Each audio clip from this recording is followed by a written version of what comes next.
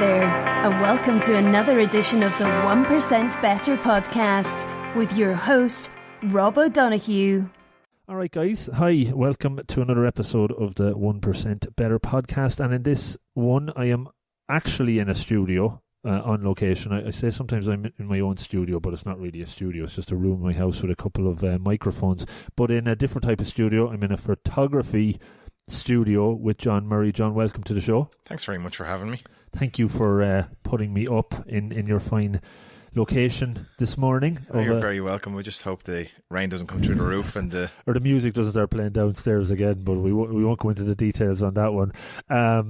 No, great to connect. I think, like a few other guests I've connected with, it was Samantha Kelly probably brought us somehow together through the magic of social media. Yeah, Samantha's brilliant. I've had a lot of people who connected with me through kind of in a roundabout way because of Samantha or because I shot with Samantha, and so she really is the tweeting goddess, you know. She certainly is, and she's great at connecting people. So no, it's very good. So there's a few things I wanted to touch on today. Talk about your journey. You're a headshot photographer now, but I don't think you were always that. So it'd be good to kind of step back in time a little bit, but also talk about your experience in the world you're in now. I know you've worked with effectively the world's best headshot photographer in Peter Hurley. Would that be fair to say? Yeah, that's it. In 2014, I was working with Canon and SanDisk memory devices, and I got the great opportunity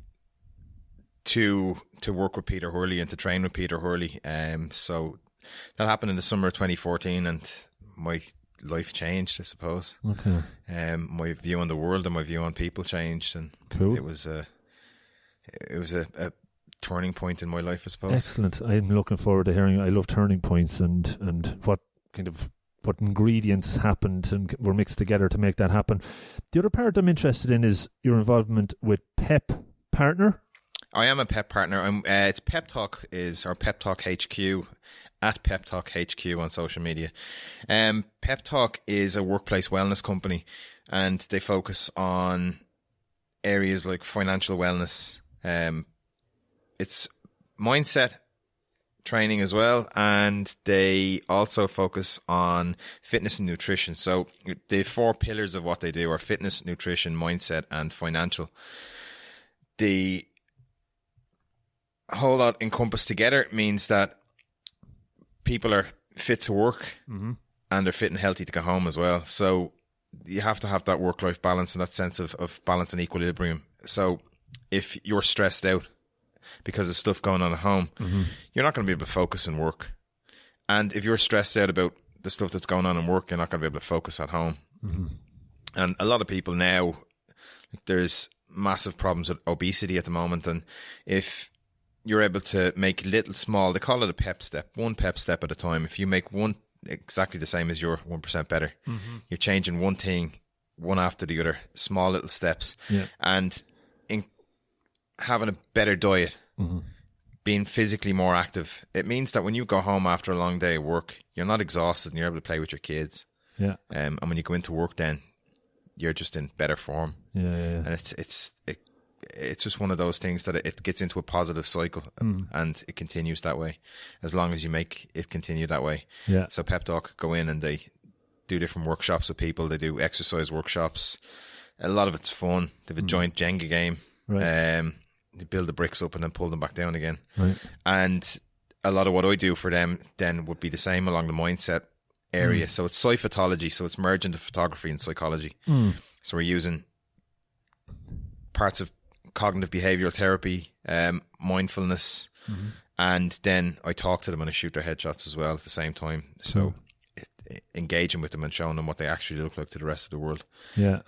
So just putting a positive spin on photographs rather than a negative one. Yeah, and that's interesting. I'd like to maybe ask a couple of questions around that because, you know, in the world we're in now with everybody taking selfies of each other and maybe the level of self-awareness or self-consciousness of, am I taking the best view of myself, or they see their friends looking way better, it can almost put them into a negative mind space, that sort of thing. Yeah, the selfie thing is different.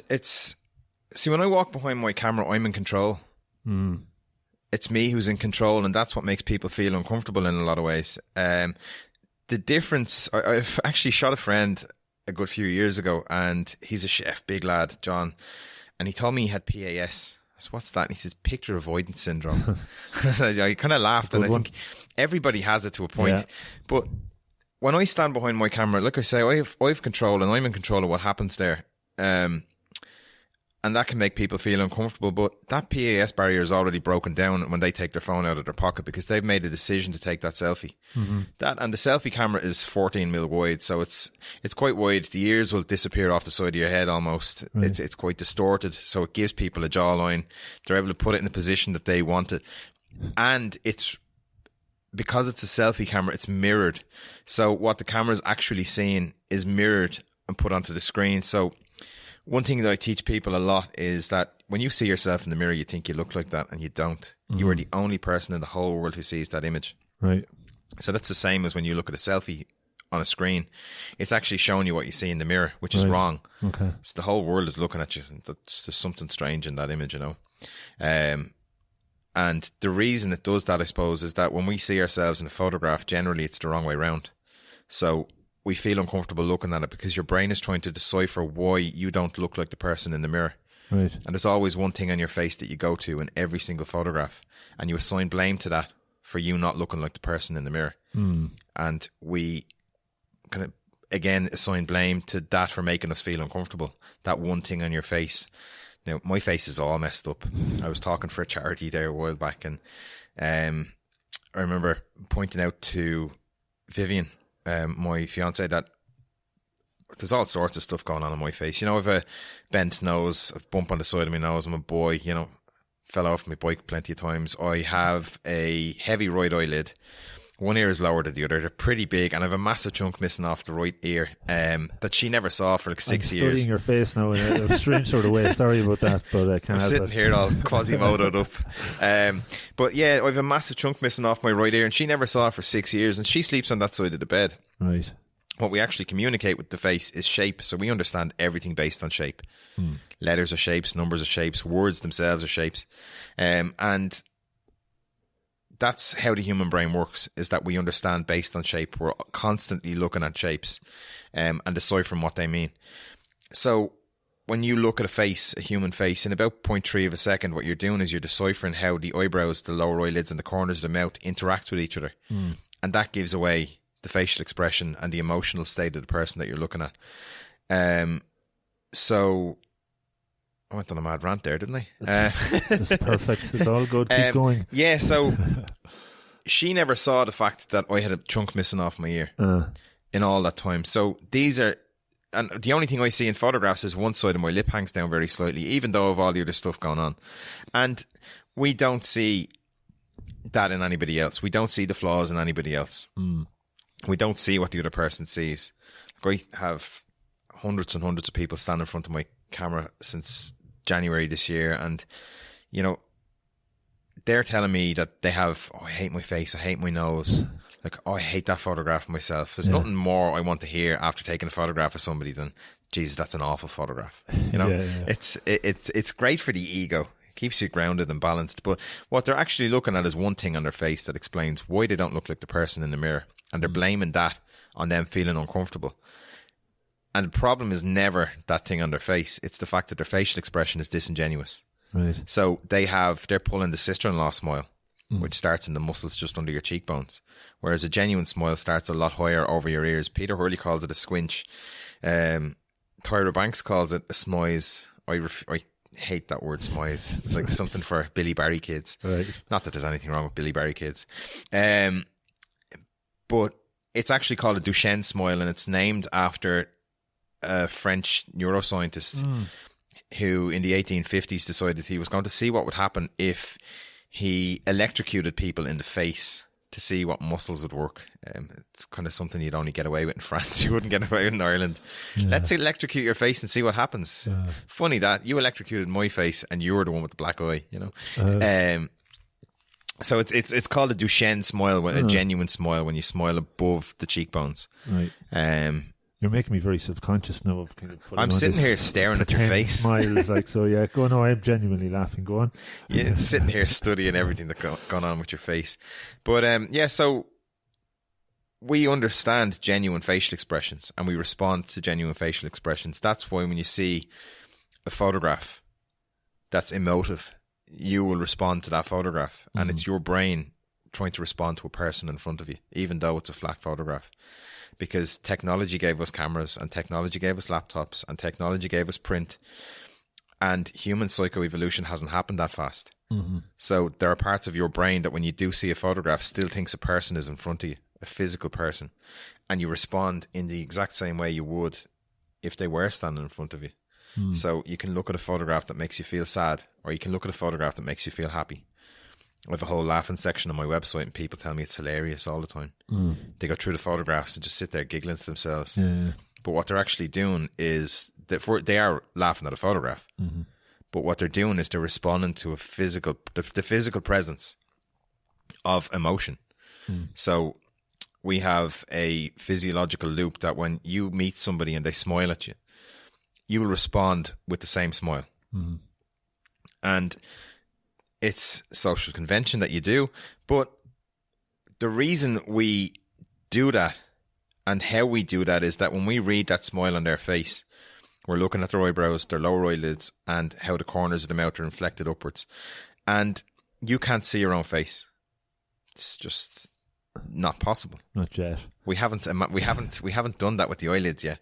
But the only way you know you're giving them an appropriate smile is to physically feel it. So when you squeeze your lower eyelids, or what's called the medial canthal tendon, you activate the limbic node in your brain, and you release serotonin and dopamine into your bloodstream, and you feel elated. You physically feel happy. So when you squeeze your lower eyelids, you're smiling at somebody. So you're smiling because you feel good, and when you feel good, you smile, and it's a cycle. And it's a physiological loop. So the muscles of the face are responding to the hormone levels, and the hormone levels are responding to the muscles of the face. I want to get more into this psychology of all of this, because it's fascinating. Through that, we'll probably be sharing some tips and ideas that people can take on board. What came up for me there is when I started this whole journey to podcasting, and was never at the start comfortable listening to my own voice back, never mind looking at my own face. Now I don't hear the voice anymore effectively. I hear the sounds around the voice and how I can make the sound improve, and the clipping and the kind of puckering of lips and the stuff that I can't somehow stop doing. But even in the last 12 months, and I do a little bit more video for the podcast and whatnot, I'm becoming less caring of my face as well, if that makes sense. It's like, like I kind of now know what I look like, and I don't really care as much. It's when I have actually I'm doing it not for showing my face, I'm doing it to get a message across. My face just happens to be in it, if you know what I mean. Do you find yourself or people over time, they just get comfortable with their own face, or did they start saying, okay, well, that is a line I have and I'm aware of it now and it's okay? Does that make any sense? Through the headshot sessions, or just in general? In general, yeah, we're brilliant as kids. We kiss mirrors and stuff. You know, when we're small, we're like, if it's the only way to equate it is like an hourglass. You're amazing when you're a child. If you walk into a room full of 4-year-olds and ask them who's the strongest, every hand in the room is going to go up. But if you ask that same group and they're 7 or 8, they're going to be able to tell you who the funny guy is and who the bully is, and who is the strongest and who's the fastest. And when we get older, again, as you know, when we're wrinklies and geriatrics and we're a bit mad, everybody says, oh, you know, she's just a bit eccentric, or he's just a bit mental. And it's not that. It's the fact that we just genuinely don't care. It's the bit in the middle that's the problem. It's that we're trying to conform to society around us and what we think society wants us to be. So I talk a lot about the gap, this self-acceptance gap, a gap between how you see yourself and what you think the rest of the world expects you to look like, and a gap between who you feel you are as opposed to what you believe the rest of the world wants you to be. And that happens in our teens and, you know, in your kind of early adult life, up until the kind of late 40s, I suppose. And at different levels, at different rates, I would imagine. Some people get there faster than others, right? So and never get there. It depends on the person themselves. I've, you know, people in my family who are quite elderly, and they would still be quite self-conscious, like image conscious and stuff like that. So that sense of society intruding is still there. But generally, I don't think there is no age. It depends on the person. But what's happening is, to cause that, is that your prefrontal cortex, the neocortex, the thinking part of your brain, the bit that looks like a walnut, is responding on a subconscious level to negativity. It's responding to this idea that you're going to have a negative response to a photograph once you see it. And what you're describing with yourself is that it becomes habit. It goes into the basilar ganglia, the back of the brain, and that's the bit that's, it's just force of habit. You're used to it. You become desensitized to it. There's a whole deep session about that, but it's all about how the kind of neuroreceptors are taken and responding to stress hormones. And so at first, when people see themselves in photographs, it's quite negative. Over headshot sessions, I'm constantly showing them the screen, and I'm explaining different things about muscles of the face and posture and how we posture and how we read images and how we read each other. And I'm encouraging them to do things in order to see that. So stage by stage, we go through, look, okay, so you're looking at your face and you have these big eyes because you're holding them open because you don't want to blink in front of the lights. Yeah. But you wouldn't sit next to that on a bus, so you shouldn't be doing it in a photograph because it's frozen and it's going to stay there. Yeah. So they're responding to the fact that they look negative, they look uncomfortable, and they feel uncomfortable because of that. And like I was saying earlier, we're responding when we look at an image to a facial expression as if it was a real person standing in front of us.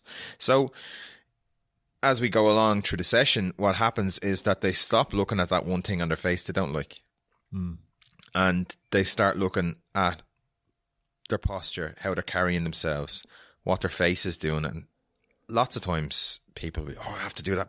Look, the way I'm standing there is brilliant. I need to go back in because my face isn't right. Like my eyes aren't right, or my mouth's not right, or I'm not doing, and they stop critiquing the things that they think everybody else is seeing, that nobody else is seeing. So like my mouth thing, I was the same. I was looking at myself in photographs, I was going, Jesus, my mouth. And it's the tiniest of things. Like it's a millimeter at most of a difference. But to be honest, everybody has two different shaped eyes. Everybody's nostrils are different size. Nobody's nose is perfectly straight. Your ears are never on the same level, and your mouth's never ever straight in anybody. So I'm just the same as everybody else, and it's just how we're made up. Like, I've shot a guy. He's on the cover of my Squinch book, and he's on my website, and he's a few other places. Gary Talbot. Gary's a lovely guy. He's a model, and he was discovered by Tyson Beckford, the international male model, the supermodel guy. And Gary was here, and he told me he doesn't mind walking down the runway and having photographs taken of him. And he said, but standing 3 feet in front of my camera and having his photograph taken so intimately close, he said he felt very uncomfortable because he had Bell's palsy years ago, and he still felt as if he had a deficit on one side of his face. But you want to see him. Like, I thought it might take a hammer to my face to look like you. And so we all like, if Gary Talbot, and there's a story that Peter tells about a girl named Umpele Kelegwobe, and she stood in front of his camera, and in the same way that we do with everybody else, you shoot and you tether into the computer and you keep bringing them out and coaching them and teaching them about shapes and stuff like that. And she came out and she looked at the screen, and he said, look at that, it's brilliant. And she shouted at her husband on the couch, honey, I hate my face. And the husband kind of laughed it off and went back to reading his newspaper, as most men will. But she was Miss Universe at the time. So if Miss Universe and Gary Talbot have issues with how they look, what chance do the rest of us have, But it is a very individual thing. So how people are responding to the images and how over time they react and change. But they do generally, we do at some stage just stop caring. And we do get used to looking at ourselves or hearing ourselves. And it becomes habit. It becomes the kind of basilar ganglia kind of area. And it's in the back of the brain, and it's just something else that we deal with and we respond to. But yeah, I think it's something that does kind of diminish over time. Cool. So you've talked a lot about neuroscience, prefrontal cortex, all of those sort of things that I'm very interested in. you have to have a massive interest in that area, right, to probably for it to stick. So is that something that was always fascinating to you, the brain, the kind of psychology? Was it something that you were interested in growing up? In secondary school, I was into biology. I liked biology. The teacher was pretty cool. Louis McGee, he was the president of the IRFU. I'm not sure if he still is. And it was always something that interested me, human biology. I was a member of St. John Ambulance for years, and I even went to the States and trained in pre-hospital medicine. Right. So ambulance work, and I did a bit when I was here, there and everywhere, and I was actually a member of Dublin Fire Brigade as well. So that I always had that interest in people, and I always had an interest in how things work, how the human condition works, how people work. And so that interest was there from secondary school, I suppose, and it kind of grew and grew because of my kind of volunteering with St. John's, and then into actually doing medical training and cutting people out of cars and taking people out of ditches at 3:00 in the morning. And nice. But through that studying and learning, would the development or the interest of that around the brain and that have become more apparent? And obviously, you were talking off before the start where you were studying finance originally. Yeah. And it wasn't the creative side. Maybe that was something you were going after. When did the kind of switch happen? I don't know when. I always had an interest in people, and I worked in pubs for years as well. And I remember being behind the bar and people watching. I was always a people watcher, and I think it might have come from there. I was bullied in school. I was quite introverted, and when I left school, I think it was from the pubs and people watching and dealing with so many people so quickly and having a good time. It was like going to work was a social event, you know. Yeah.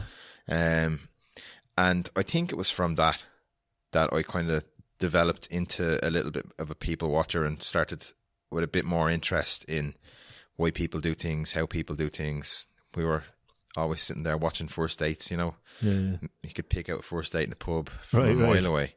And whether it was going anywhere or not. Yeah.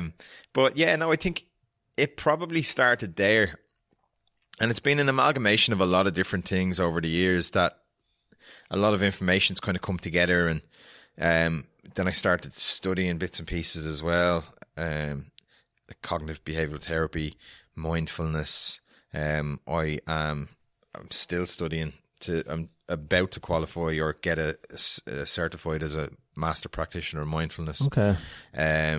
So these are just bits and pieces that obviously they kind of tie into what I'm doing with the psychology based stuff. But I know I was terrified at the start to photograph people when I took a camera up for the first time. Right. Because of that response that I hate my face. Jesus, look at the state of me. I was really, really terrified to photograph people, and I felt as if it was my fault that they felt the way they felt.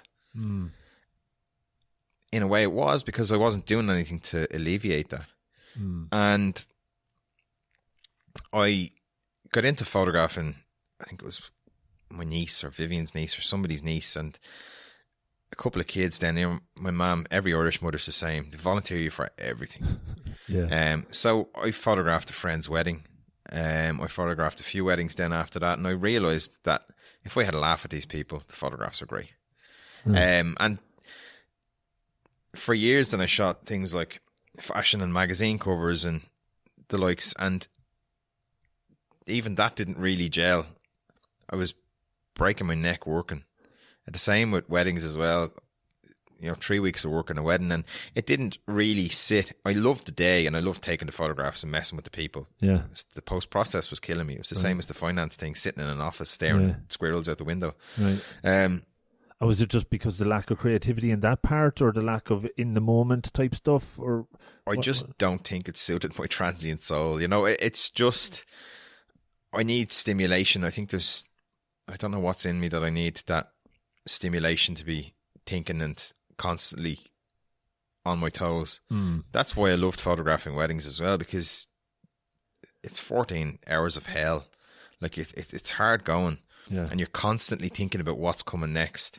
You're constantly watching the clock. You're constantly kind of planning the next event as you run through the day, and you kind of direct them through their day and have fun at the same time.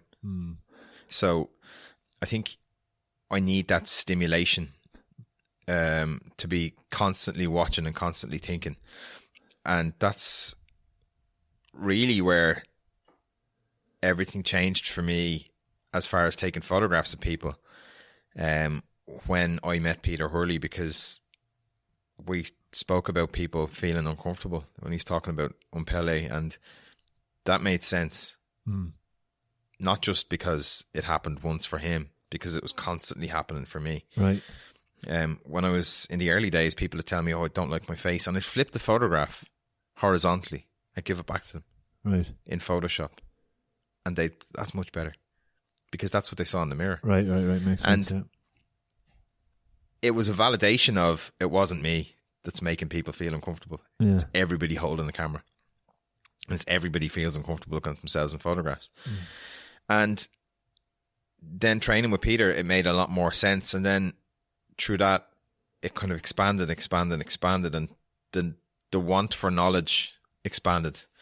Through meeting people like Anna Rowley, she's a corporate psychologist who worked with Peter, and my interest just kind of exploded from there. And then late last year, I made a decision that I was going to. So I'd shot so much in the area of models and actors and makeup academies, and that was where I saw the headshots, and that's where I saw, my business and the area to be in. And I was chasing that for so long, and I just went, you know what, this is not for me. It doesn't feel genuine. It feels disingenuous. It feels wrong that I'm chasing business for the wrong reasons. And then I just started to focus on why I wanted to shoot people's headshots. Was to make them feel positive and to show them how they actually look, and to take away that mystique or that kind of stress response of having their photographs taken. And since late last year, everything's exploded business-wise. I've shot hundreds of people so far this year, and I think it's an amalgamation of everything. It's just me being super, super happy at the moment with who I am, how I am, and my whole condition, because of that kind of learning process and teaching. I remember Mike Kahn from Kahn's Cameras told me years ago that you're great at teaching. You're great at teaching. You're really good at teaching. I was down there with Canon a good bit in Kahn's, and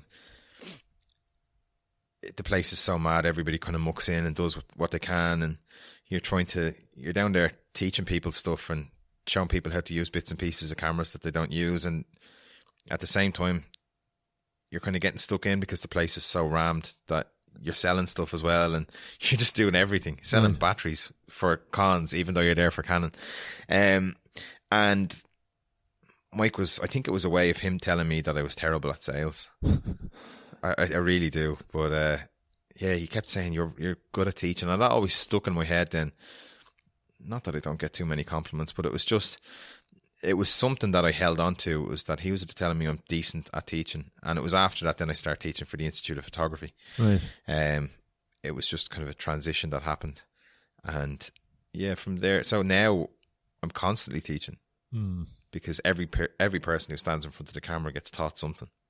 Yeah, I don't know how much they're going to hold on to, but I think that need for knowledge and need for mental stimulation has led to me wanting to pass it on as well. So cool. You talked about the turning point, I suppose, when you started to work with Peter. Yeah. Subsequently, when you mentioned there, you found kind of what you're really happy with. Probably all the stuff that you've done in the past, if you dotted it all together, were kind of bringing you to maybe that point. Was there a shoot or two afterwards when you started to do the headshots on your own that you really said that's my best one, or there's one or two that stand out that you felt this is really something that's going somewhere now? There's an image. And it happened before I trained with Peter. It happened on, I'll tell you exactly when it happened. It happened at 8:39 on the 21st of December 2013. Right. I was photographing a wedding in the Radisson St. Helens Hotel in Stillorgan. And they didn't want photographs of a lot of stuff. They didn't want photographs of them getting ready, or they didn't want any photographs of the speeches. And myself and the guy I was shooting the wedding with, Dave, we're looking at each other saying, we're going to have to book this out somehow. You know, we're going to have to put images in here somewhere, because we can't just have a couple of photographs of them outside the hotel and a few posed photographs with groups. So we decided we'd shoot all the guests, and Dave had a massive softbox similar to the one that's over your shoulder. It was nearly 7 foot wide, and I was shooting with a thing called a beauty dish, which is like a dinner plate that you stick a light through, and it gives really harsh contrasty light, as opposed to Dave shooting the girls with this kind of glowy light. Right. So all the women were all lit nice and soft and beautifully. So you were going to do headshots of all the guests, was it, or individually? Individual portraits of all the guests. Right, okay. And I was shooting with this dish that was stuck so close to their faces, like you could feel the heat off the light. Right. And this guy came in, and he looked like Frank Sinatra. It's the only way to describe him. He was in his late 70s, early 80s, and he was with his daughter. And he came over and I took a photograph of him, which was not a bad photograph. And his daughter said, "Can we stick his hat on? He looks like a gangster." And we kind of laughed it off. And I said, "Yeah, go on." So he went back out with his point in his hand, and they came back in about 5 minutes later, and he had this little fedora hat on him. And when he came over, I kind of tipped it a little bit to one side, and I stood back in front of him, put him back under the light, and I lifted the reflector a little bit to the left, just underneath him, to get a little bit more light onto the opposite side of his face, because I was only shooting with one light. And I lifted the camera, and I was using a Canon 1DX. It's a heavy camera. And I had an 85mm 1.2 lens on the front of it, and it's a massive amount of glass. Right. So altogether, the guts are nearly 3 kilos in my hand. So you feel it after a whole day. But I lifted it up, and when I looked through the viewfinder of the camera and hit the button to focus, I could feel the lens focus, and I could hear the lens focus. And we have this thing that if everything goes suddenly very dark, we remember the last thing that we saw. So the lights suddenly go out. You're going to remember the last thing you saw, because your brain is waking up and saying, what happened there? And it takes a mental picture. It takes a mental picture. So when I hit the button, the mirror lifts in the camera to expose the sensor, but it does it in a fraction of a second. So it's like a blink. So I remember the last thing that I've seen. Right. And I knew the last thing that I'd seen was fairly special. He just kind of laughed, and he said, "Look, can I go back to drinking my pint? Like, are we done?" And I just lifted the camera and I said, "We're done." And I looked over, and I think Dave could see by the look on my face that something was there happening. And he was it good? I said, "It was good." You felt it, like I everything. It was just that connection that I had with him, and it was camera invisibility is something that I call it now. It's where the camera disappears. We were having a laugh about him going back and drinking his pint. He was talking to me rather than focusing on the camera. Yeah. So it was like the camera wasn't even there. And when I clicked it, it was just this image. That night I got home at about 3 o'clock in the morning, and I was sitting in front of the computer, and that image was chasing me the whole night. That's all I could think about. And the camera doesn't see what we see. It sees a 2-dimensional version of and a kind of flatter colour version of what we see. So I put it into the computer, and I dickied it up a little bit just to bring it closer to what the human eye sees. And I sent it to a guy named Doug in Canon, and I sent it to Dave McCain at the Institute of Photography. I'm sure they were only delighted getting a 4 o'clock in the morning email. Hopefully they had notifications on or something, dings. And then a couple of days later, I got messages from the likes of Gamut magazine and Strobox magazine and a few others that were, they're all photographers, kind of online magazines and websites, and it was featured on a number of them on Christmas Day a couple of days later. And it was that image that's now huge on the wall at home. It's on the back of my laptop. It's on my phone. It's everywhere. It's that image that I connected with, and that really changed how I took photographs of people. And then I got to meet Peter in the summer, and it completely validated everything that I had experienced in that kind of fraction of a second. And everything that was following me from that image was validated by what Peter spoke about, and how he spoke about the people who stood in front of his camera. Like, there's amazing photographers out there who don't make any money. And then there's crap photographers who are out there making a fortune. And I was, I suppose, somewhere in the middle. I was doing okay. I was on a bit of a balance, and I was doing okay money. And I was taking enough photographs, and they were okay. They were interesting light. I was teaching art nude workshops and stuff, and it was quite fun. But there was always something missing. And then I learned, and it was even 4 years on or 3 years on after training with Peter, that it was only late last year that when I made that decision to step away from the social media area or the actors and models, and like, I'll still shoot actors and models, they still book in and they come into the studio, but I don't actively search for work in that area, because it was the likes of Pep Talk, and it was the likes of even working with LinkedIn and working with teams in LinkedIn, that I realised that doing this to help people feel more confident and happier in themselves is where I need to be. Not for a money thing, it was just, it made me happy. Sure. And it's once I've made myself happy, like, I'm shooting for me rather than shooting for them. Yeah. And I make myself happy by taking photographs of people. Like, I get to laugh for a living, and I get to make other people laugh for a living. And I just take photographs of the evidence. That's all. Brilliant. You know? And that's, I suppose, the real turning point, even after all the time of training with Peter and everything. I think it was late last year that main turning point happened. Peter steered me in the right direction, and shooting headshots was making me, relatively happy. But it was late last year then, because of the likes of Pep Talk, and because of working in places like LinkedIn and working with people like that who are actively trying to encourage their staff to be happy and to be more balanced. Yeah. I think I found where I sat in all that, and it all kind of made sense. It was just a crossroads. Just many, many, many things coming together at once, and it just steered me in the right direction. And I think that's where that kind of turning point really happened. Nice.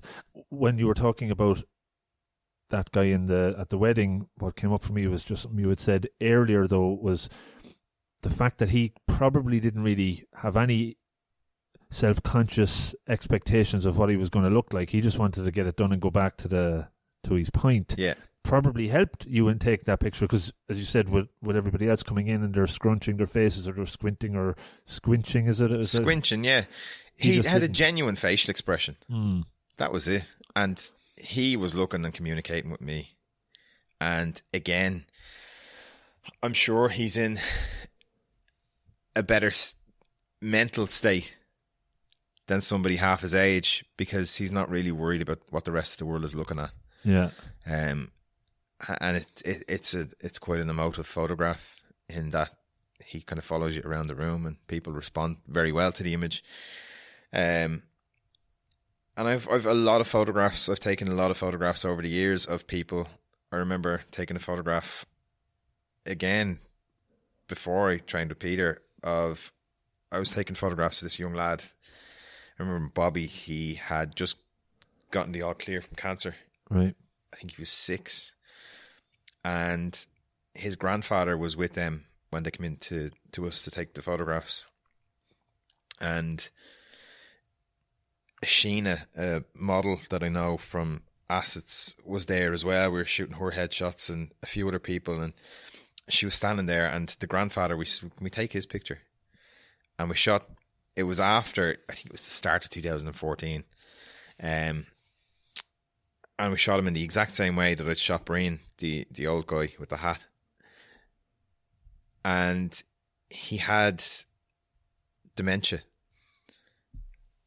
and you could see the kind of vacancy in his expression, and you could see the vacancy in his eyes. And one thing we communicate with that we don't know we communicate with generally is the viscosity of the human eye. So babies always have really sparkly, viscous eyes because they generally don't have any health issues. Right. And as we get older, or we're dehydrated or hungover, the eyes become less viscous and less sparkly. And he was in quite poor health, so his eyes were almost glazed over. They were quite kind of dead almost. Yeah. And you could see it within him. And when I took the picture, I turned around and there was about 4 people standing behind me, Ashina included, and they were all dumbfounded looking at the screen. They were just it was a very emotional moment. But you could see he was a lovely man. And there was a fragility there. And that came across in the image. And that was another big moment, I suppose. It's just one of those things, one of those photographs that I'll always remember. One of those moments you kind of never forget. So I don't even know where that point was going, but no, I think it's just back to the other standout faces, and you know, when there's less expectation in the person you're shooting, maybe sometimes it can make it easier, or once that stand out. It's just you're photographing a person, and you get to respond to that person in the same way you would if they're standing in front of you. There's a lot of people I've photographed over the years. I've shot some really cool people. Chris Searef is a Bond villain, and you know, I've shot lots of really cool people, and I suppose there's surprises from people as well. Dermot and Dave, I've shot both of them from Today FM. They're friends of mine. I shot Dave loads of times, and I've shot Dermot as well, actually here in the studio. And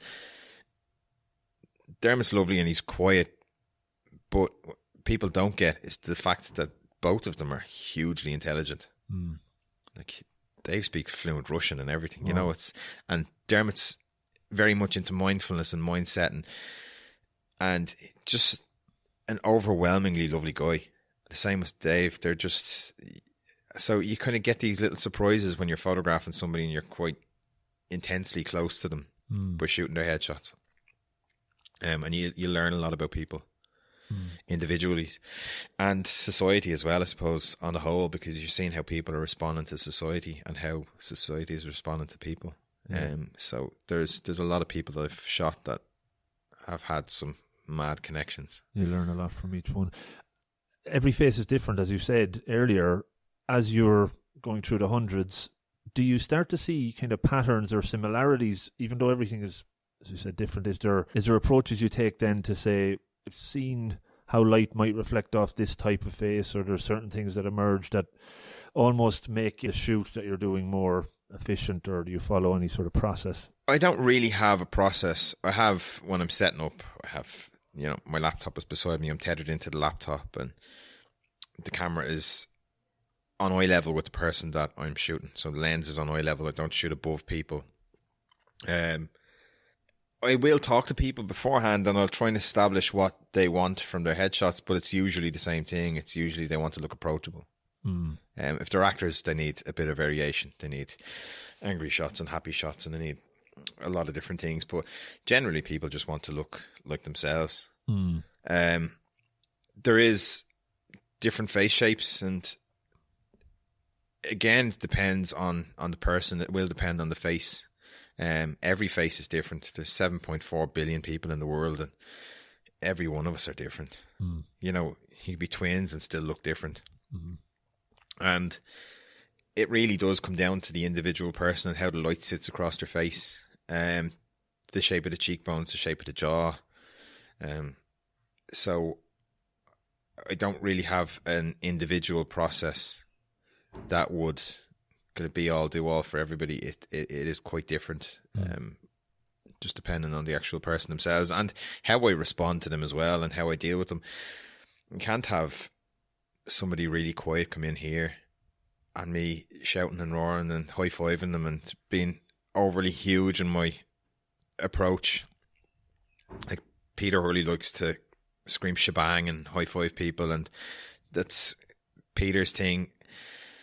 But like, I remember I was in LinkedIn and this lady Safa came in. She's from Morocco, and she came in wearing her hijab and she running around the room full of energy, singing soul music, and it was amazing. She stood in front of the camera. We had a great laugh. I think I got her at 6 pictures. Wow. And we just kept shooting then for a few more minutes because we could, and because it was good fun. But the next person, not sure who came in after her, but I know that they weren't on the same energy level coming in the door, and the same level of excitement coming through the door to have their photographs taken. Right. Not everybody is as open as that. So I've had people who come in and they just start crying in front of the camera, because of the stress. Wow. The expectation of a negative response.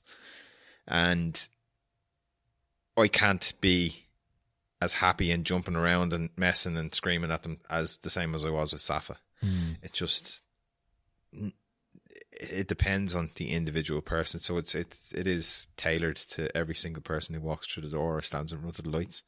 And the more they want to be pictured or photographed, is there more of a chance of it coming out good, better, quicker in that, as opposed to going in and almost against your will, and is it just nearly impossible to get a good shot then? It's never impossible. Yeah. Some people, there's 4 types of people. There's people who, there's people who own it. They're just people like Barack Obama or Jill Scott. You know, they walk into a room and they're like the fella who swallowed the moon. There's just a glow off them. And people take notice. And they'll stand in front of the camera. You take pictures of them all day long, and they're not phased either way. Photographs are grand. Thanks very much. They're great. Like, thanks. And then there's people who pose, and posers are generally, they're hiding the low self-esteem. They're pulling faces. They're cocking the hip. They're doing the duck lips and stuff like that. And, you know, they want to look a certain way. Yeah. In real life, they're just hiding esteem problems. Right. They're the person who will evangelize over certain things that they can do very well around the office or the job. You know, they're kind of sticking to the one thing they know they're good at because they don't want to stray off that point, because if they do, people are going to find out that they have flaws and faults. There's diminishers as well, are people who, most people are diminishers. They pull back away from the camera, they rescend into themselves, the head goes back, the shoulders come forward, the eyes get really big, they don't really want to blink, they don't really want to be there.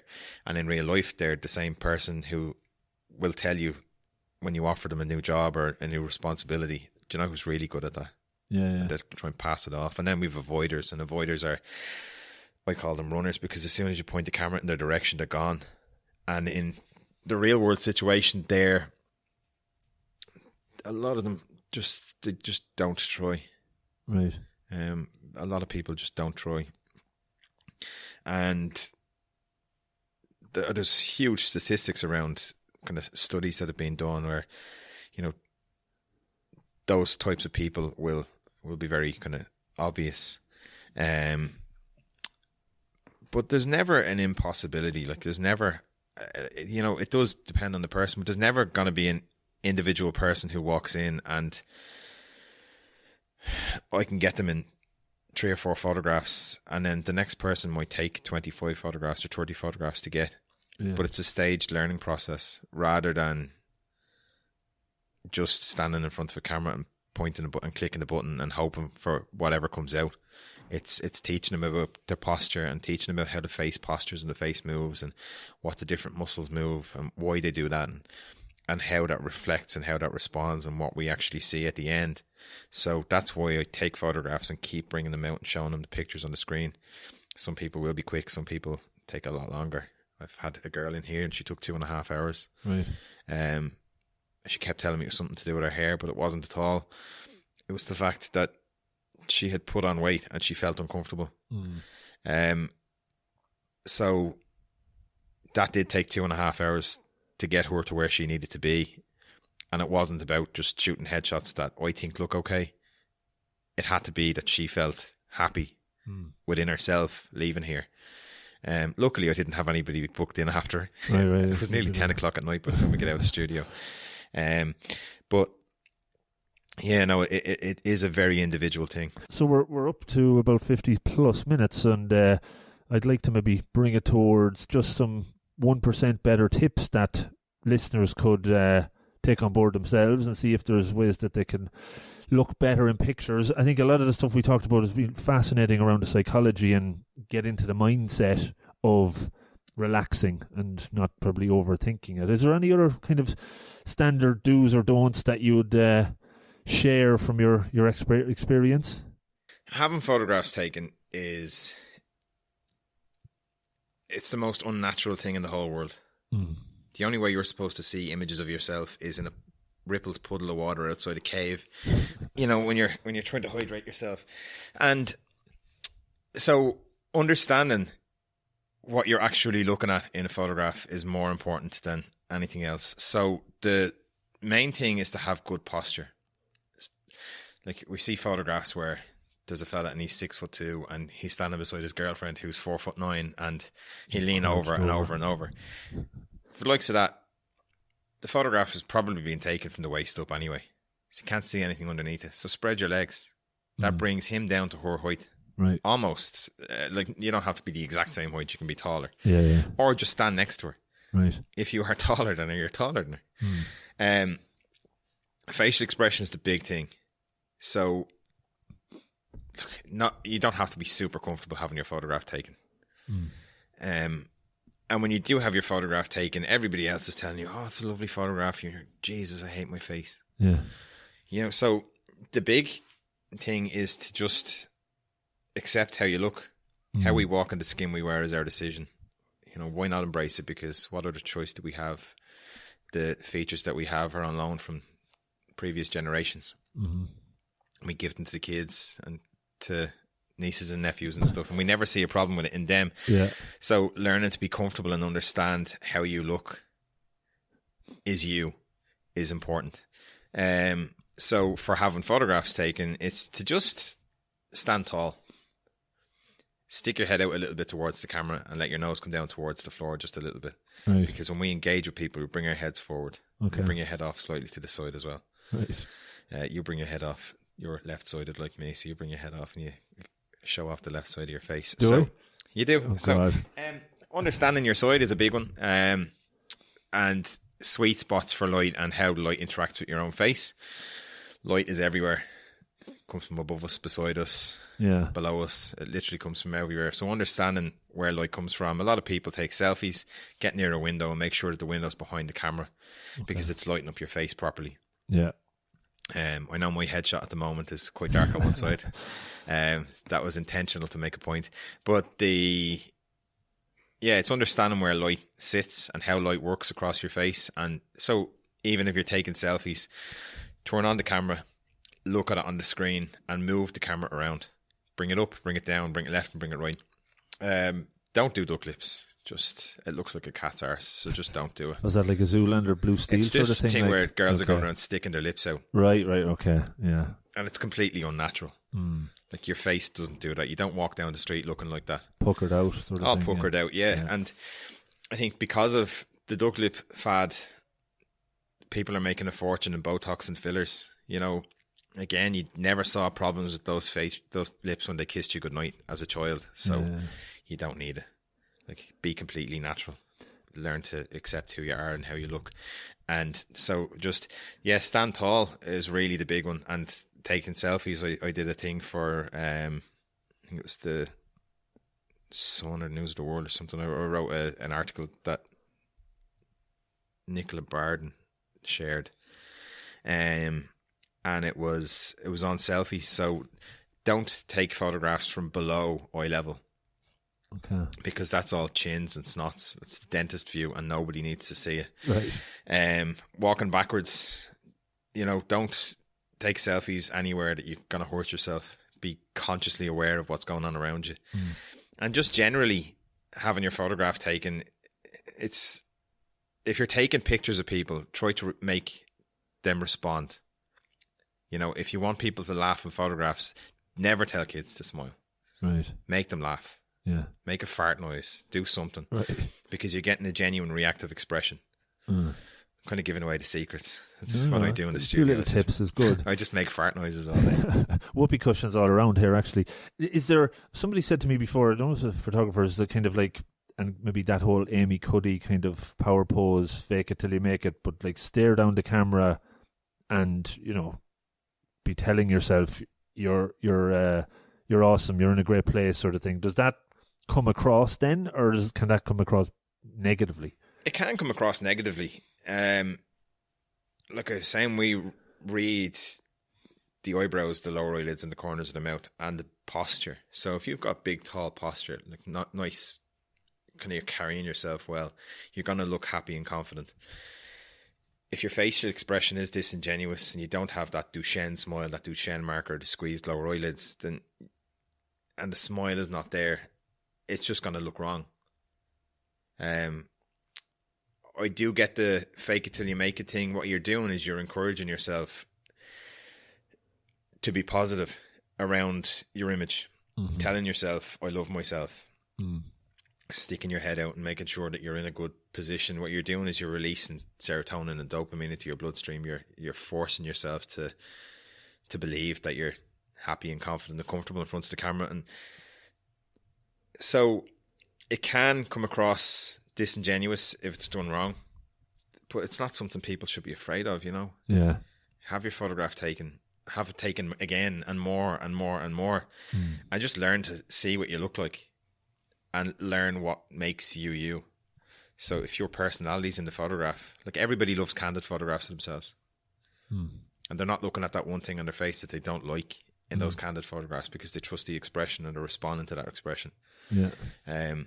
So it's just, there is an element of, if you force yourself to do it, then it just becomes habit. And it goes into the back of your brain and you're not thinking about the stress of having your photograph taken. So faking it till you make it will kind of make you more comfortable in front of the camera. It's every actor and model is doing it constantly, you know. Yeah. They have their photographs taken so many times that they probably still don't like looking at them, but you know, they're not uncomfortable, or they're not as uncomfortable as somebody who doesn't have their photograph taken a lot. Yeah. So yeah, it can be an element of it can work. Very good.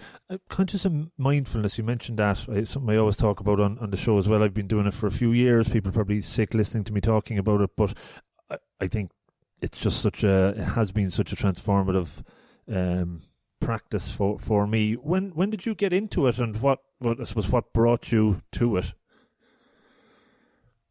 There was a client in here who's now a friend, Anne Smith. She's a wedding planner, and we were having these deep conversations as we were shooting our headshots.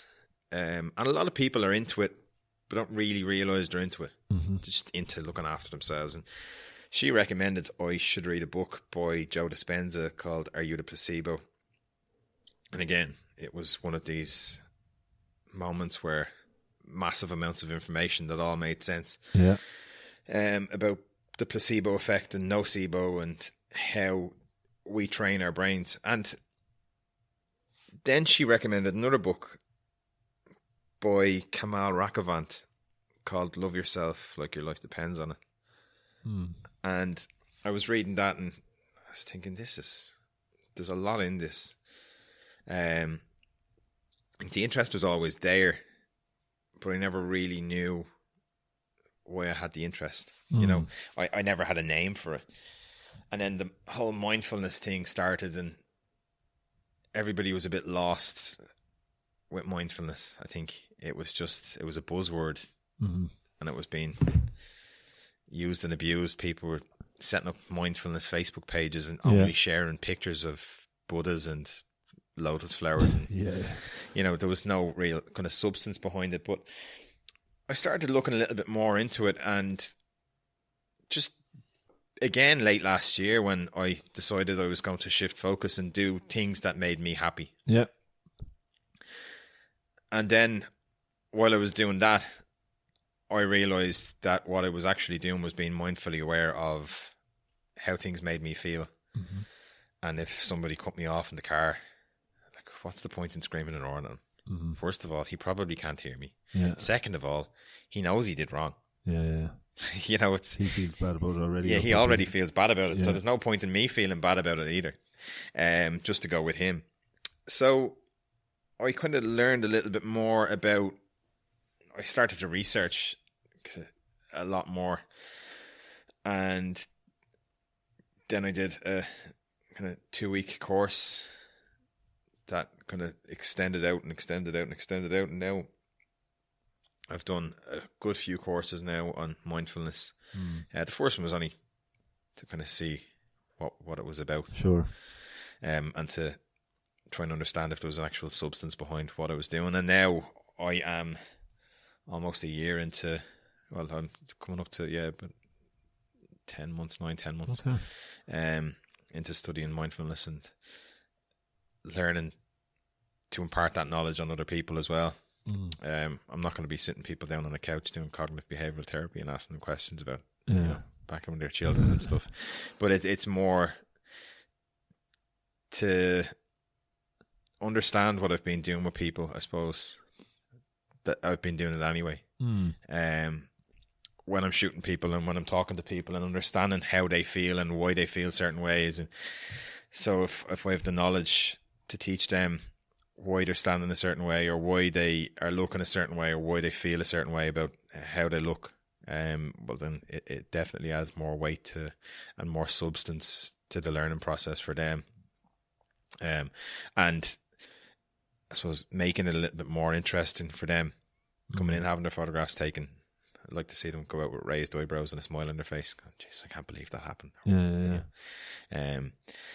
So yeah, it was kind of, again, late last year that I made a decision that I was going to fill my already jam-packed brain with more information than I think I need, to make myself more consciously aware of my own kind of health and happiness, and then the same to try and impart that knowledge on somebody else as well and other people. Yeah. Make the whole world happy.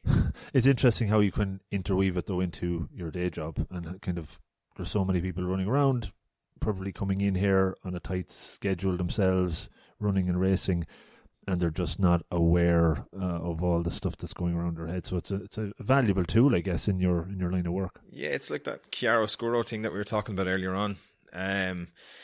This relationship between the darkness and the light, and there's so many things that go on behind the scenes in everybody's life. You know, my dad only retired from RTE, and the amount of times as a child you hear him say things like smoke and mirrors, because, you know, and I remember the Late Toy Show when Santa Claus was in the car that they lowered down from the ceiling, or the sled at the start, and my dad was working in the flies department, the fly master. Like, they designed how the sets move in and out, and that was all top secret. And, you know, but the plans were sitting on our kitchen table for months, and we were only talking about this yesterday, and that whole sense of chiaroscuro, the relationship between what is put out there for us to see and what actually goes on in the background, is something that's hugely prevalent, because I talk a lot about social media and Facebook and Instagram, and, you know, everybody's posting, or bloggers, there's a lot of stuff going on with bloggers at the moment where it's people calling them out for the stuff that's going on, like their kind of behavior or lapses in judgment. People posting the cup of coffee they have, or the cakes and the other stuff that's going on in their lives, but you don't see, all we're looking at is we're looking at the positives, and it's like that chiaroscuro, you're looking at that brightness. You know, it's what we see on TV. You know, it's all we saw was Santa Claus being lowered out of the ceiling. You don't see the months and months of work that goes on behind it, or whatever is actually happening behind what you're being shown. All we see is the shiny stuff on the picture box. Mm-hmm.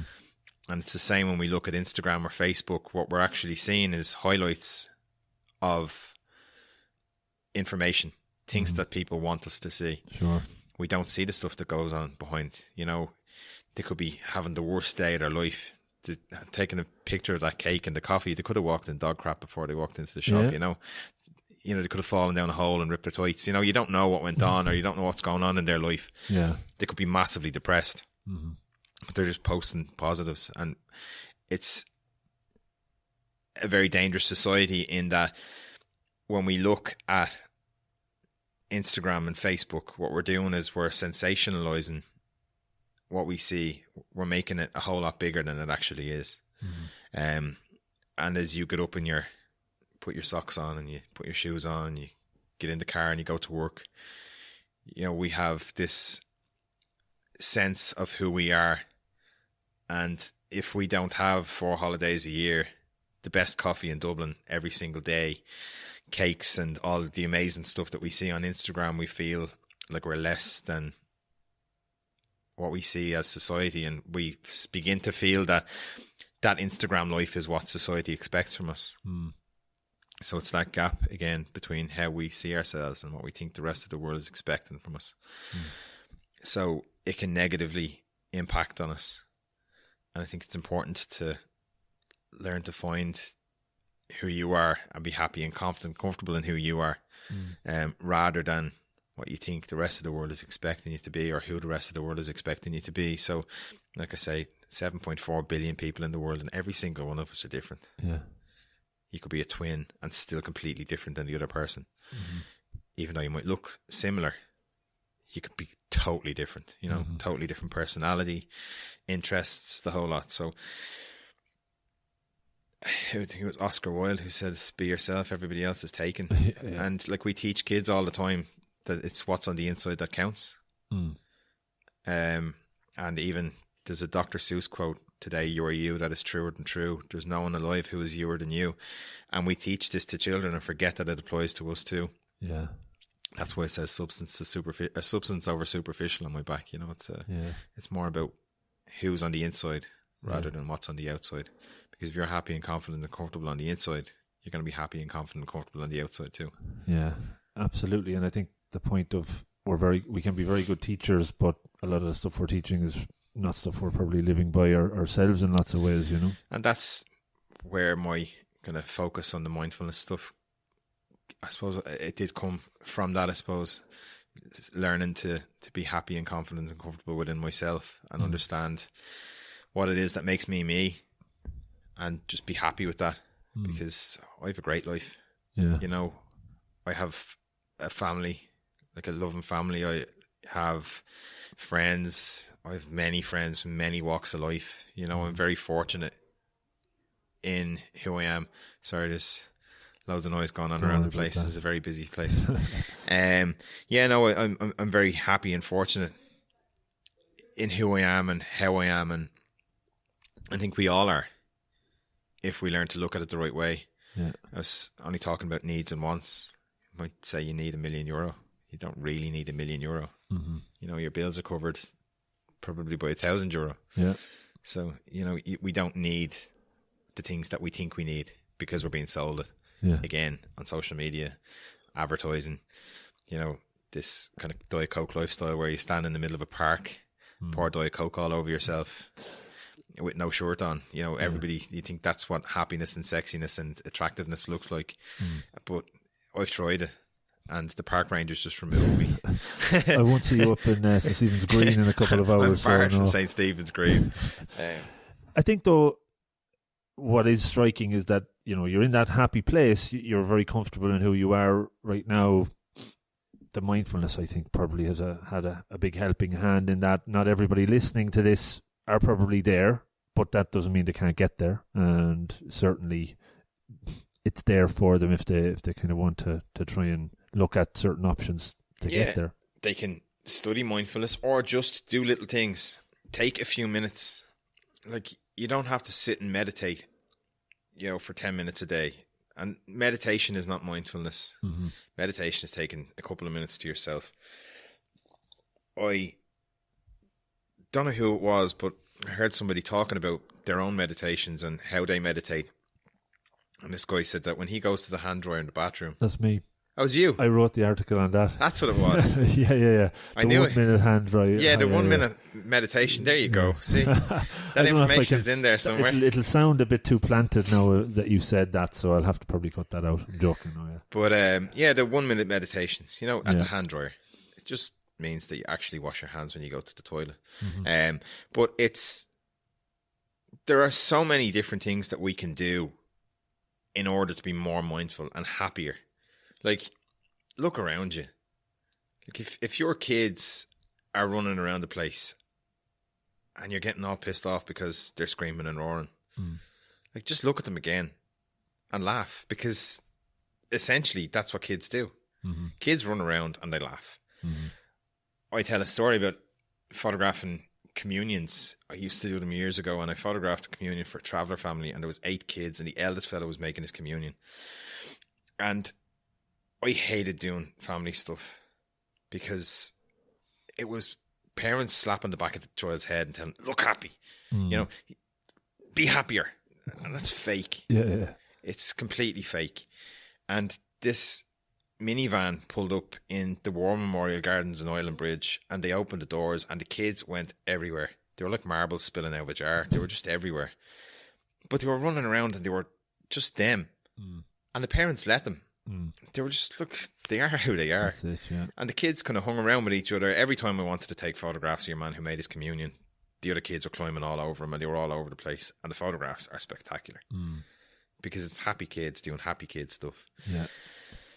Obviously, you need to put the reins on them a little bit in real life, to make them eat their dinner and do the things that they're supposed to do. But just because you're trying to watch Coronation Street and they're screaming and they're laughing and they're climbing on each other or fighting over the iPad, it's kids being kids, And I think we've lost a run of ourselves in a lot of ways, that we're so engrossed in things that don't matter because the world is telling us it matters, rather than looking at the little positive things that we do have and taking a moment for yourself just to remind yourself that, I am lucky. I have family, I have friends, and even though we might be there's so many people going around in negative equity, and people, the cars that are breaking down, and you have stuff going on, but none of that really matters. Like, what matters is the things that we do have, and learning to see that is a big change. Like, we all get kind of clouded. I know I was for a long time, and I'm in a very happy place at the moment because I'm able to appreciate. I suppose that is the main thing is gratitude. Yeah, learning to be thankful. Thank yourself for the things that you've provided for yourself, and thank everybody around you for the things they've given you. It's little things, the tiniest of little things. I don't often go to McDonald's for my breakfast, but I went to McDonald's this morning on the way for a coffee, and treated myself to a bacon and egg McMuffin as well. And the guy behind the counter made eye contact with me, and he called me sore, and I laughed. I said, I don't get called sore very often. And the lady after me called Madam, and he was nice, and he made eye contact, and he said, have a good day. And I said, you too. And it was the fact that he made such a strong connection, eye contact, with everybody that he served. And I watched him while my stuff was being prepared, and he served 2 or 3 more people after me, and the same thing with everybody. So I sent an email to McDonald's this morning just saying, look, fair play to him, Nice. He engaged with everybody, and he was kind, and he was nice. We get up in the morning, and 9 to 5ers, I call them grey people in the morning and the afternoon, because they arrive into work in their droves, thousands of them going across the Samuel Beckett Bridge or on buses, and everybody's stuck into their phones, and nobody's actually making eye contact or connecting with anybody else. Surrounded by millions of people and isolated at the same time. And it's just this grey mass that moves, lit by phone screens. And we've lost connection. And we're not supposed to lose connection. Like, we're not supposed to be trapped into little boxes. We're supposed to be free in, have as much space around us and air in our lungs, and we're supposed to connect with other people and not be isolated. And it was important for me that he got that little bit of a sense of gratitude from his superiors, because that stuff goes unnoticed. Absolutely. And, you know, I'd like it if somebody took something from that. Like I was in Northern Trust in the wealth management agency last week in Limerick, and I was talking to them, and I was talking about the very same thing, and I got a LinkedIn connection from one of the guys that evening after I had gotten home, and he said, after you spoke about that, he said, I went through the toll bridge on the way home rather than putting the coins in the bucket, and I handed it to the guy, and I said, thanks, and I said, I hope you have a nice evening. Nice. And that was a nice message to get. So there are little things like that. Actually physically asking people, how are you? Smiling at people, making eye contact with somebody on a bus. You just don't hold eye contact for too long. Smiling at somebody in the lift. Yeah. You don't have to talk to everybody in the lift or hand them name badges. Just wear yours upside down. But you know, it's making contact with people and not being isolated. That's one of the big reasons that I'm involved and I run the LinkedIn Local in Dublin. Yeah. Because there are so many people who communicate through screens or they communicate through email and they never stand face to face and make eye contact. And we might think we're connected to people because we're connected to them on social media and stuff, but we're really not. Sure. So standing face to face with somebody and having an actual conversation with somebody makes a massive, massive difference. Yeah, it's kind of reverse engineering the concept of these kind of LinkedIn social platforms. You're actually meeting the people rather than virtually connecting over online, you know? Yeah, and the big thing with it as well is to not be there to talk about what you do for a living and to try and sell yourself and your business. It's to actually stand in front of somebody and say, what do you do in the hours outside those 8 hours a day? Yeah. What are you into? What do you do? I shot a guy here in the studio last week, Remy Daniel. He's a videographer. Lovely guy. I met him at LinkedIn Local. He shot a video for the first one as a courtesy to Janetta that I run LinkedIn Local with. And as just a kind of payback, this is actually the second LinkedIn Local I actually got to speak to him. And he was telling me about his, like, he lives in Fairview, he likes to run. We were joking about the new Clontarf bats after they've redone the bats, right?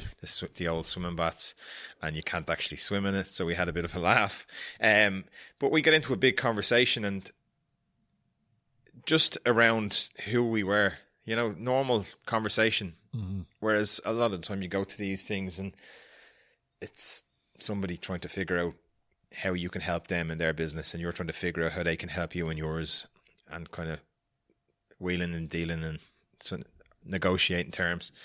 So it's nice to go to something where it's just people having a chat. Like, obviously you're going to mention what you do, or people are going to know what you do. Yeah. So it's just nice to stand in front of somebody and shake their hand and make eye contact with them. Nice. Like myself and yourself, you know, we communicated through social media a few times, and now we're physically sitting in the studio having a chat, you know. And it's nice to have a physical connection with somebody and make that connection, you know. No, absolutely, and I'm delighted we were able to do it as well, even though it probably took longer than we had planned to get here. But I'm going to wrap it because I think we've got a lot of good stuff in there, but there's a couple of quick ones I want to ask before you go. One is this interesting unknown fact or little known fact that I read on your website or somewhere about you, something to do with Michael Jackson in 1992. Yeah. I'd like to know more about this. I was in 4th class, and she's now the principal of St. Mary. It's actually St. Christopher's now. They've changed the name of the school.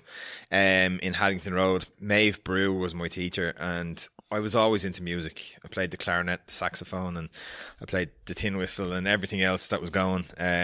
My family got me into the Dublin concert band, and the Michael Jackson was going to be playing in Lansdowne Road and had reached out to the nearest schools, which were the boys and girls schools in Haddington Road, for Heal the World. They wanted kids to walk across the stage and sing a song. So that was it, yeah. So they'd asked for people, and somebody from each class was going to be put forward. And Miss Brew, I remember her saying, John never gets to do anything. Do you want to do it? And I said, yeah. She said, you're really into music as well. Grand. So I had to go and learn the words to Heal the World, the chorus. And I remember being in the and he was the principal at the time. In his class, he was teaching 6th class, and we had to all go down there and learn the words to the song and sing it over and over and over again. And we were supposed to meet Michael Jackson, get some free T-shirts and CDs, and be brought to McDonald's. Right. With him, but something happened. With him? Yeah, something happened, and we never got to meet him. Right. But yeah, they brought us into Lansdowne Road, and I remember sitting beside a security guard just at the bottom of one of the stands, looking up at the stage while the concert was going on. And then when it was our time, they brought us around the back and brought us out onto the stage. And they led us out onto the stage for Heal the World, and we walked across the stage singing with no microphones, so nobody could hear us anyway. It didn't really matter. And we just walked straight across the stage, all holding hands. There was a girl and I was in 4th class. It was probably one of my first crushes. I remember having this crush on this girl. And I got to hold her hand before we were going out on the stage. Right. And then the dancer came and stood in the middle and split us up. So it was child, adult. But I thought I was going to get to hold your one's hand going across the stage. Yeah, no, it was it's the funny little things that you remember. Cool. Any video footage or pictorial evidence of it? No, I did look a couple of times. I googled it a few times. Maybe anybody listening who is good with YouTube. I did look. I've kind of googled it a bit over the years and bits and pieces just to see if anything did show up. But no, my mum has the T-shirt we got somewhere, an adult's T-shirt for somebody somewhere might have something to share about. You never know. 1992 in Lansdowne Road. Yeah, it was Michael 1992 and the Dangerous World Tour. Okay. For Heal the World. Yeah, it was in. That's my little piece of magic. You never know what might come out of it. John, look, that was brilliant. I really enjoyed it. We went through a good lot of stuff there, and I really enjoy going down the kind of mindfulness route, see how it all weaves together. Seems like you're in a really happy place. Long may I hope it continues for you. For people listening in that don't know you already, how could they get in touch? How could they find out more? They can find out more on johnmurrayheadshots.com. I am on social media. All my links are there actually on the website. There's links to pretty much everything there. I'm on LinkedIn. I am on Instagram as John Murray Headshots. I'm on Twitter as @JMPhotoDub or John Murray Headshots. And I'm on Facebook as well. So yeah, just johnmurrayheadshots.com and all the links are there. There's plenty of stuff on the blog, and my LinkedIn page gets a lot more than the blog does, I suppose. Yeah. So yeah, everybody can connect in through johnmurrayheadshots.com. Brilliant. Thanks so much, John, for that. Appreciate it. Enjoyed listening to the journey. So, how did you find it? A good show? Hopefully. Do take a second or two to let me know. And before you do dive off, just a couple of quick call-outs. The new podcast, the 864, 15 minutes long, in fact 864 seconds is the aspiration, is now out and ready for listening. Check it out on the site. Go to the podcast page. There's a link for 864 there, or go on to Apple Podcasts and subscribe. That would be awesome. The 864 is all you have to search for. And it's in all other podcast platforms that you can think of or should be. So, have a listen. Every week I release a 1 Minute Monday video clip, which is also a tip to hopefully make you 1% better. Check that out. It's on the website on the video page. Did you also know that only about 1% of listeners to podcasts, not just my own but all, leave a rating, leave a review, get in touch or give feedback? And I would love if we could buck that trend and put it to 2% for this one. So please do take the time to give me a bit of feedback, give me some ideas about future guests or whatever the hell comes into mind. Just get in touch or rate or review the podcast on Apple. That helps. I'm available at all of the social platforms, pretty much all, at Rob of the Green. That's either with or without the @ sign, but you'll find it under that moniker, so hopefully I'll hear from you there. Last couple of quick ones. Support. So I do offer some pro bono coaching. Get onto the website, the support page, to get in touch.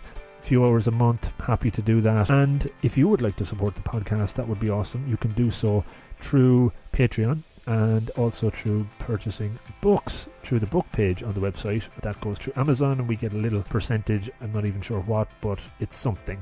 And finally, just to say thanks for taking the time to listen to the podcast. I know there's lots of other shows out there. It means a lot that you're checking this one out. So have a great rest of day, week, month, year, whatever it may be, and hopefully you're getting 1% better as a result of these shows. Take care and good luck.